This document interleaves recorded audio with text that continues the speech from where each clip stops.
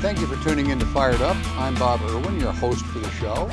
This program is all about guns and politics and self-defense. On today's segments, we're going to talk about a couple of robberies.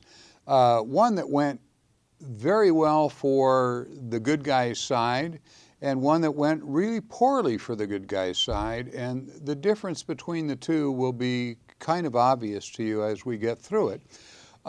This first episode, we're going to talk about a grandmother in Detroit who got a CCW permit, took the trouble to go through all the training, became a little enthralled with shooting, and got some further training at a local range, and had the awareness of her surroundings that when trouble came her way, she was ready.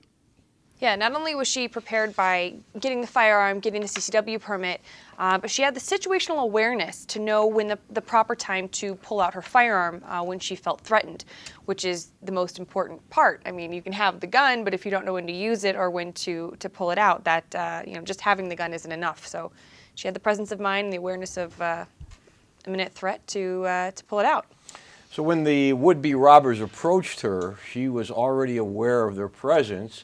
And when they got close enough and started shooting, she pulled out her gun and have at it with them. And it was turned out pretty well, I guess, the whole situation.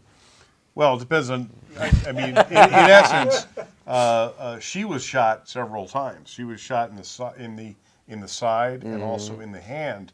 But as we talked about, even though she was wounded, she still had the presence of mind and the combat awareness to open fire herself and shoot the suspect. And if she wasn't ready, the consequences on her behalf would have been a lot worse. Absolutely. Well, and she had the training. She went out and sought out the training. She had the skills.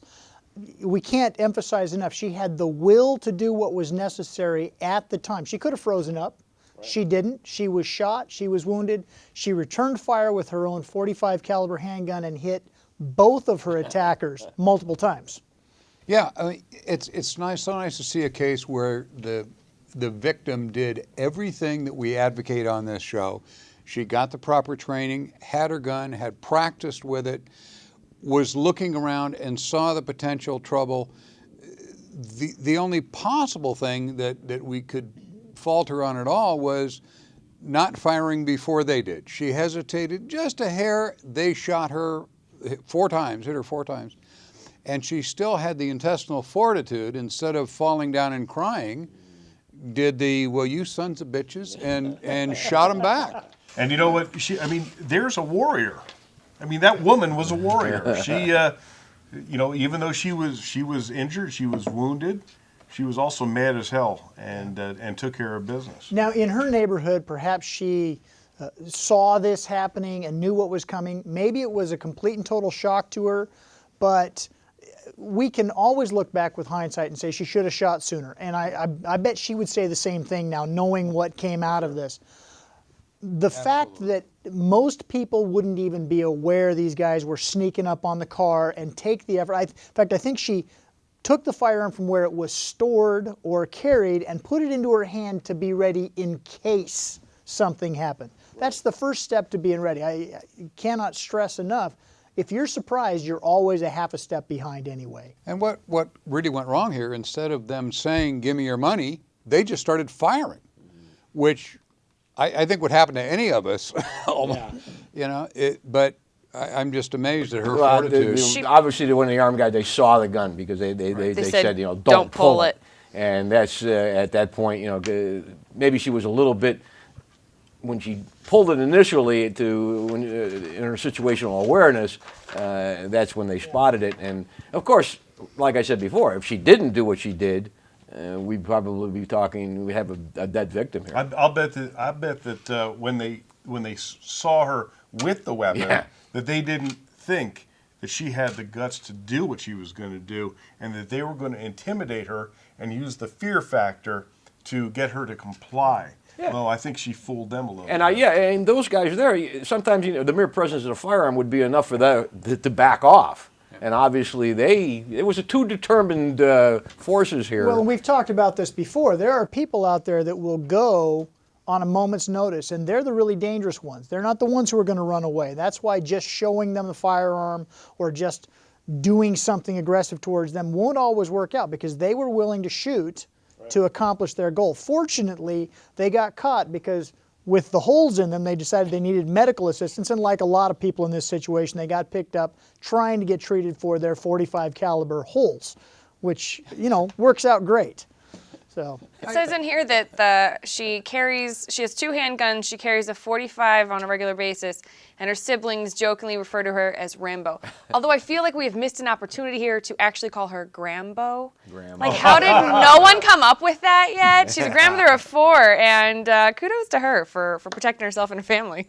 Yeah, Grambo would be really appropriate.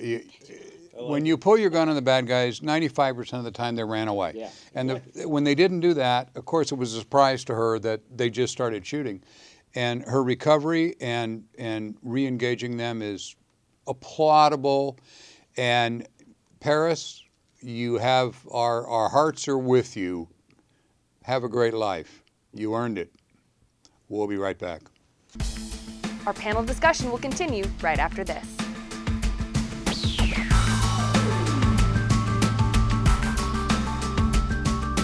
Did you miss the show this week? Don't worry, check us out on our YouTube channel, Fired Up with Bob Irwin.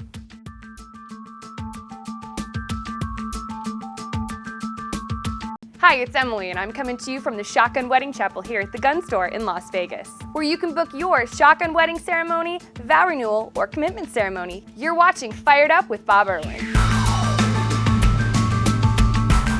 Welcome back. This second story has a different outcome. Here on the panel, we've talked many times about companies that tell their employees or parents that advise their children or spouses, if somebody attacks you, if you just go along with it, they probably won't kill you, et cetera, just give them the money and they'll run away. And that's not true more often than we'd care to talk about. And this story is about that happening, that if you comply with the robber's demands, they'll let you go. Not always. Yeah, the idea that you're supposed to, acquiesce to the attacker's demands, they've said the same thing with sexual assaults, which is horrible to think of, because to lay there and just think, okay, well, I'm going to be victimized and I should just take this, the idea that if you don't resist, then you won't get hurt. That is absolutely false. I mean, there are emotional and physical, permanent, lasting damages that happen from these incidents, and people need to know that you have options and you need to be able to fight back to try and at least save yourself given that situation. You got to get away from this idea of just laying there and taking it. In this particular case, it was 2 guys walking along a well-hiked, well-known hiking path outside of Red Bluff, California, when they were approached by 2 robbers. They complied with the robbers' wishes. They gave them their money. They gave them their watches. They gave them their packs. And bad things happened. These were very elderly hikers. I mean, one guy was 76 years old, and the other guy was 69 years old. Yeah, the young guy was 69 years old, and the younger of the 2 was killed at the scene. The older of the 2 is still alive, but critically injured. And these punks just, even though they complied, it didn't matter. They shot him anyway. And neither of the hikers was armed. We don't know if that was a choice, if they didn't think they needed a firearm where they were hiking. Maybe they couldn't get a permit to carry a firearm. We may never find out. But in any case, it is California, so there's a whole lot of laws they may have been trying to comply with. But, in any case, these were unarmed victims who were kind of relying on the attacker, depending on goodwill of others to be safe. And as we always talk about, you make your own safety and you rely on yourself for those things. As far as goodwill amongst criminals, like honor among thieves, in this particular case, obviously they were they're going to do anything to get away. And if it came to killing these guys in cold blood, obviously that's what they opted to do. I find it ironic now. I remember back in the days before 9/11, on an airliner, they say, well, if you hijacked, everything's going to be fine. You just comply. Yeah. Try that now. Right. I mean, somebody yells out something, and next thing you know, 50 people are jumping on them. I think the tide is changing, but in this unfortunate situation, it's tragic. It was really tragic. Well, and I don't know about the attackers, but one of the things that has proven itself time and time again, especially with the younger suspects, younger attackers, is they get so they're from a generation of people that watch video games and see the death as in video game language, and it becomes an unreality to them, and they don't even seem to conceive that this is a permanent thing. They're going to take the life. These people aren't springing back like on the screen. Yeah, it's done. They're done. And the cruelty that these people are willing to go in order to get a couple trinkets, basically. It's really important that everybody understands and takes away from this that you must take care of yourself. It's so vitally important to be able to defend yourself and make those decisions, because Randy's a police officer. You were never showing up before the bad things happened. You showed up afterwards, generally speaking, exactly. Right? You're the first person there, and these tragedies happen. Hopefully we can take something good from them, not look back on this, because this will happen again. This individual is out there in this area. This is happening every day all over the country. Exactly, and they learn a pattern, right? And it worked once, I'll go back there and do that again. So we need to get away from this concept that if you just comply, things will go your way.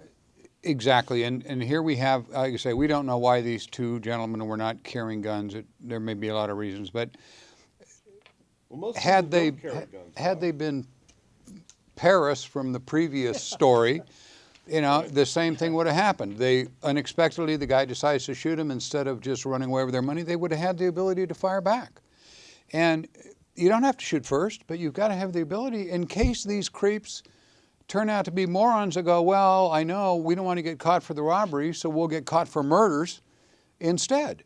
The criminals don't think like you do, or they wouldn't be on that side of this incident. And we have to get away from being a victim-based society. Exactly. We've got to end it right there. This is hopefully a really educational pair of panels so you can understand how life works out there. Don't trust criminals.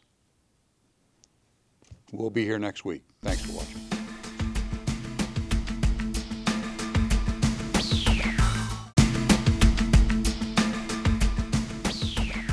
Hi, I'm Greg, and welcome to the Gun Store in Las Vegas. Here at the Gun Store, we're here to help you, where we have a huge selection of firearms.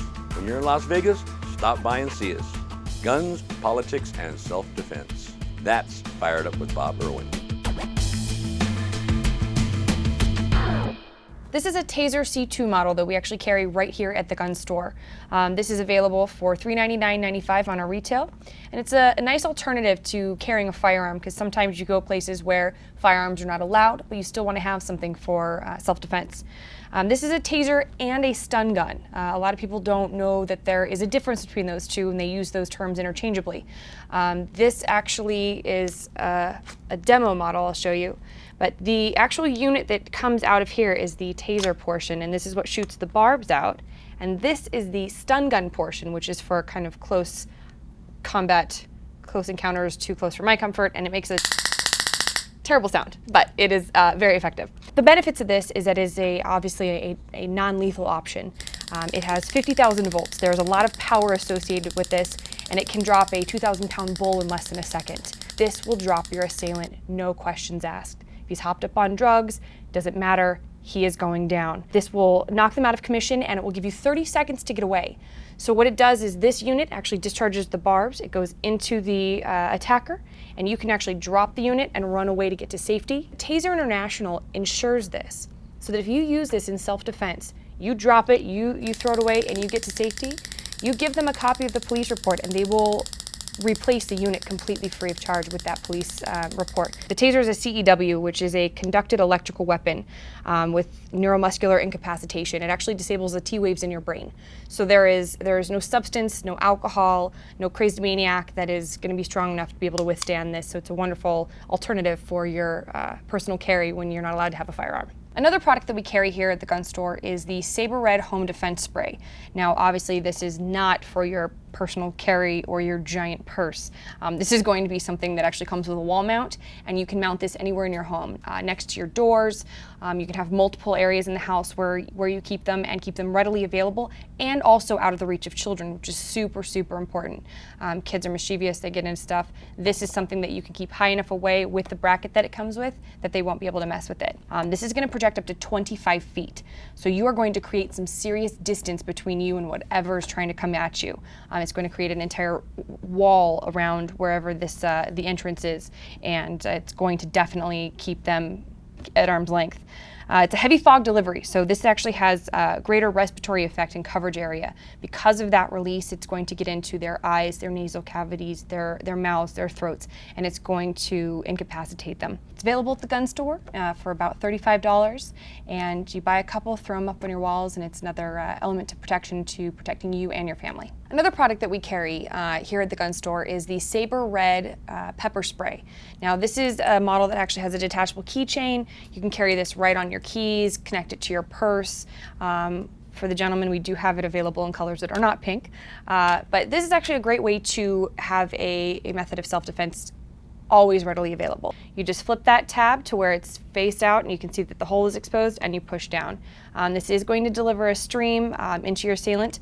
One of the downsides is that you want to be aware of where you are spraying it. If it is a confined space, obviously that air is going to circulate. You want to be aware of the wind. Obviously this can be carried in conjunction to a taser or a firearm or what have you that is also in your purse.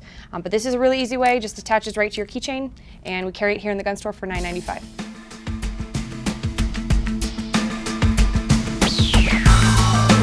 Hi, I'm Mason, coming to you from one of the VIP ranges here at the gun store in Las Vegas.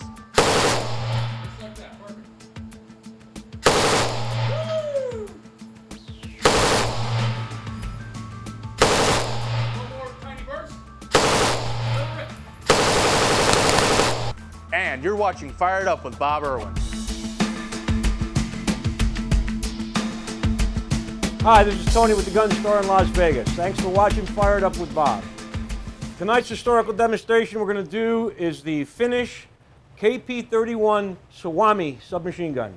And the Suomi was developed back in 1931, and it was used by the Finns in World War II, basically as a support weapon, main weapon. They had some bunker-fed models with pistol grips that they could shoot from a fortified position.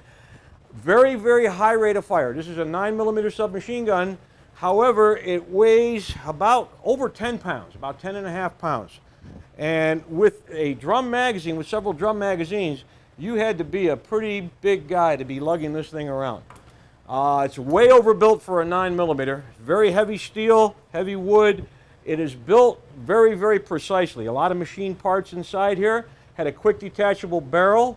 You can just flip this lever open, take the shroud off, take the barrel off, put another barrel in. It was a very high rate of fire. These guns also fired 750 to 900 rounds a minute. I like to refer to it as a sewing machine on steroids. It's a great gun for shooting because there's virtually no recoil and there's virtually no muzzle rise. It's a very, very controllable gun, but it is extremely heavy.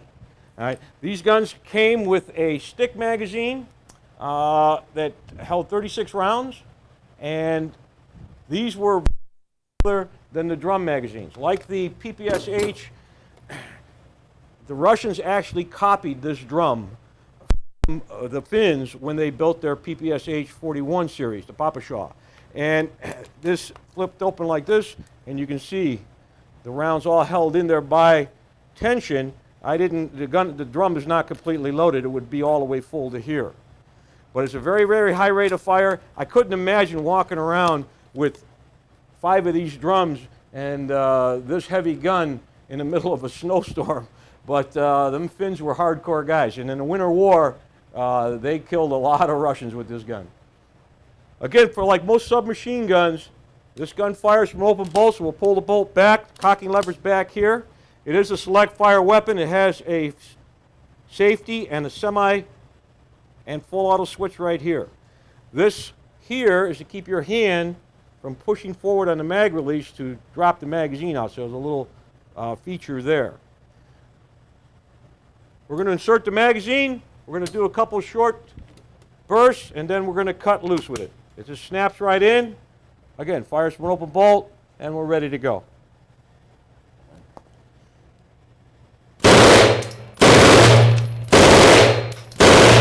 Okay, here we go. We're going to open it up.